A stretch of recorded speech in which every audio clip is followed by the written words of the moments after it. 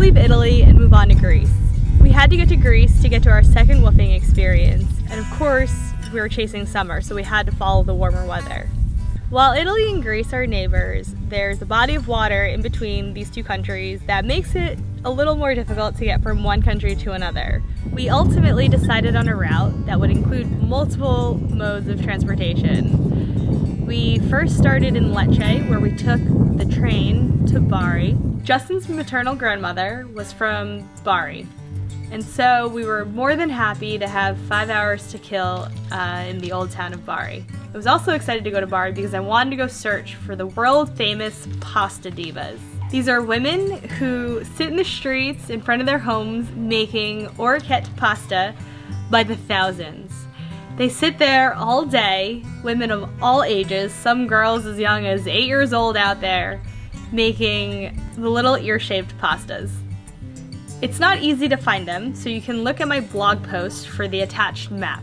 I've labeled them as pasta ladies. We killed our final hours at a cafe, drinking beers and enjoying the snacks, mortarali of course, Italian pretzels, before heading to the ferry, where we would spend 10 hours making our way to Greece.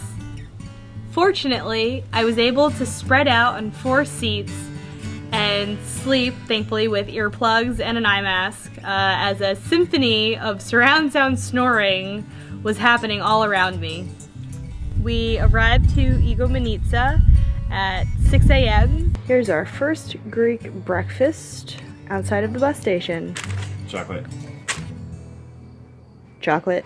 Where we had to wait for another 2.5 hours for our first bus to Ioannina. We have 5 hours to kill in between one bus and the next on our way to Meteora. So we decided to walk around the old town of Ioannina. We're not really sure how to say it, but here's the spelling for you. We're in the old fortress and it's a beautiful place overlooking the lake.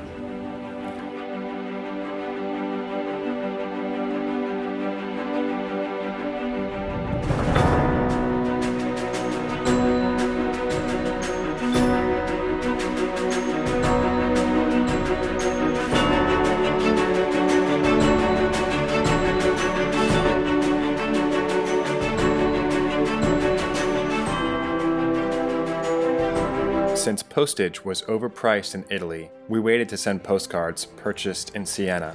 Killing time by writing postcards. I attempted to recreate the beautiful Al Campo scene, while Viv only saw pizza. We were thrilled to have our first real gyro. Souvlaki, tomato, onion, tzatziki, and french fries on a fresh pita. The best. So we left Ioannina on a bus for 2.5 more hours before arriving in Kalambaka, the small town situated beneath the towering and legendary cliffs of Meteora. We had finally arrived to the first of our Greek destinations, and just in time for sunset. We just spent 30 hours traveling to get to Meteora. It's definitely worth it. Monasteries and the cliffs, really cool. And there's a really cute cat over there. Somehow, we always find the cats. Or maybe they find us.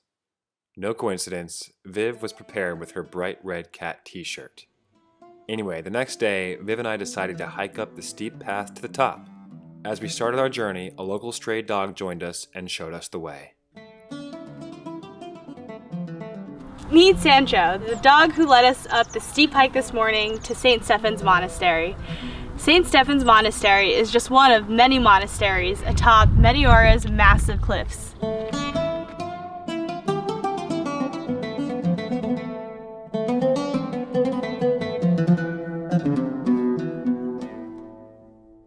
We spent our second night in Kalambaka, watching the sunset from another perspective, down on the ground, facing the cliffs.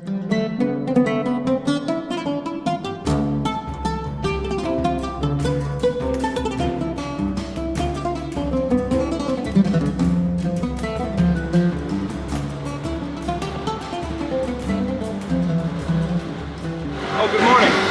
Today we're in Meteora and tonight we're heading to Athens. Just one moment. Sorry about that. I had to visit my friend Giorgio. He's a real artist.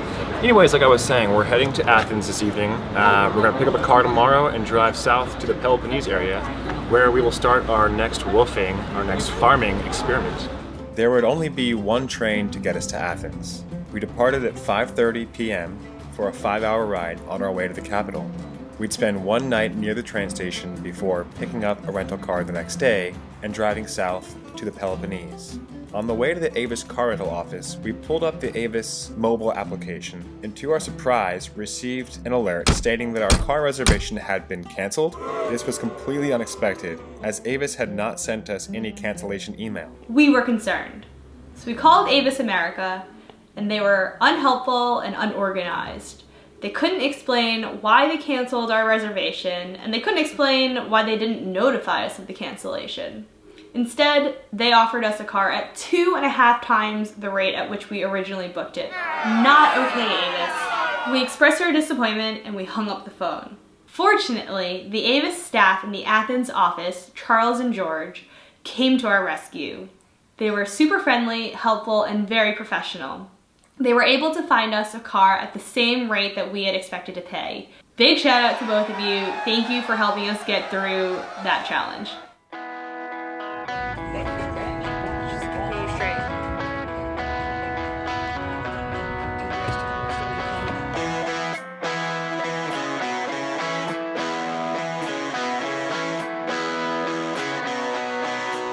We finally made it to our second woofing experience. We were excited to learn what our tasks were going to be. It took a long time to get here, but it was all worth it. Traveling comes with a lot of challenges, but overcoming them is what makes the journey a beautiful thing. Here's a travel tip for you. If you're ever in a hotel that requires a key card to activate the electricity in your hotel room, such as this, instead of using the key card, you can always use a business card or a credit card to activate the electricity instead. Here's my Chase Sapphire Reserve. Lights are back on. And here's a business card from a really awesome restaurant we went to. Lights are back on. The reason you may want to do this is if you want to run out and grab a coffee while your partner or roommate is sleeping and you don't want to leave them stranded without electricity or, more importantly, air conditioning. So that way you take the key with you and you can get back in at your own leisure and everyone's happy. This travel tip doesn't always work. Some keycard activators are now more sophisticated, and also we do not support wasting electricity and running energy when no one is in the room. We are very green, so do not just leave the key in there for fun. Is there anything in that? Avis America, you'll be hearing from us. Expect plenty of nasty emails. And I'm a real I didn't say that.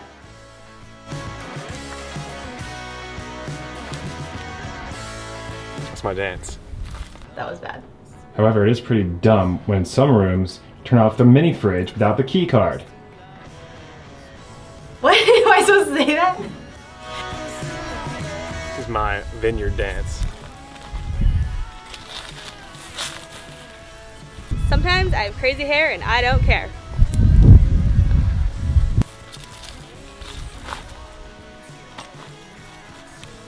Try it.